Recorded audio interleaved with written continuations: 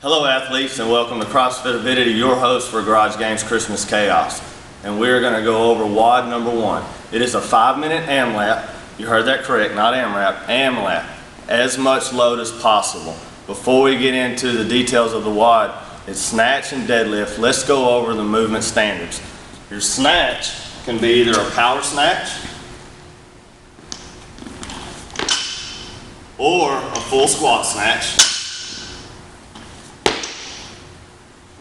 This is up to you. Both of those were acceptable reps. What's not an acceptable rep would be any pressing motion initiated below the head on the turnover. No rep. And then once you have the bar overhead, coming back down, not touching the floor before you begin the second rep. No rep. Neither of those would count. Those are the standards for the snatch. Now let's go over the second movement, the deadlift. Standards for the deadlift: the bar begins on the floor. It must be pulled off the floor to reach full hip extension, shoulders coming behind the bar, and then return back to the floor. An unacceptable rep would be if the hips do not open completely. If the bar does not touch the floor, coming back down. If only one plate touches the floor, coming back down. Both plates must reach the floor to begin the next rep. Now that we have the movement standards down, let's go over how this happens. You get to determine your load for your bar. You'll have a few minutes before go to put that load on the bar. Then, when the judges are called ready, you'll have to take a knee for the bar to be ready.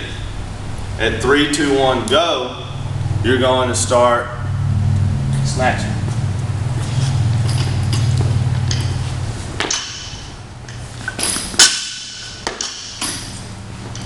This will take place for 4 minutes.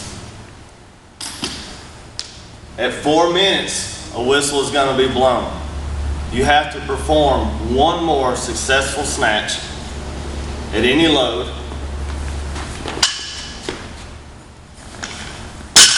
and then you begin deadlifting for the remainder of the 5 minutes. If the whistle is blown and you fail to complete one more snatch, no rep at the load.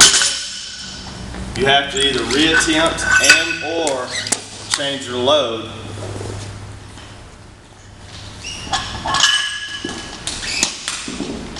and reattempt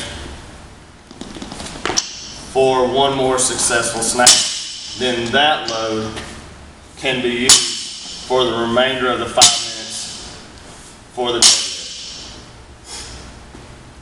And it's not just as many reps as possible, but it's how much weight is being used in those reps for total load moved through all of the movements in the whole 5 minutes. That's for all individuals, all divisions. Now let's put the twist on it for the team. For the team, athletes will still be able to determine their own load for their own bar.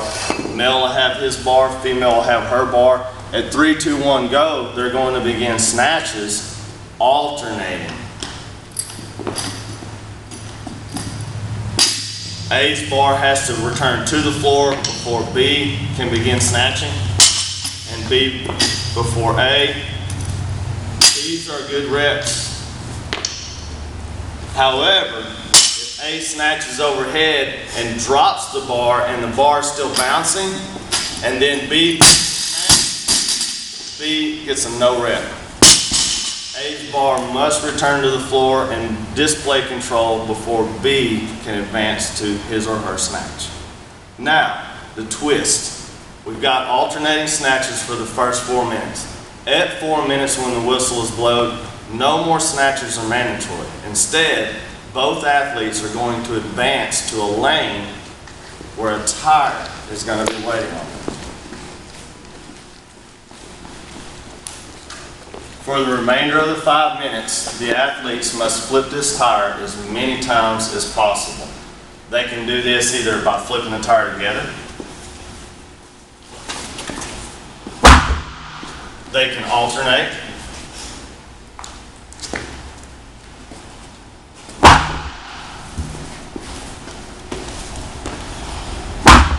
one can flip the tire until he or she wears out, and then trade off for the other. Of course, each tire flip is going to accumulate to your total load, just like all of the other movements will. And that is WOD number 1. Thank you for joining us.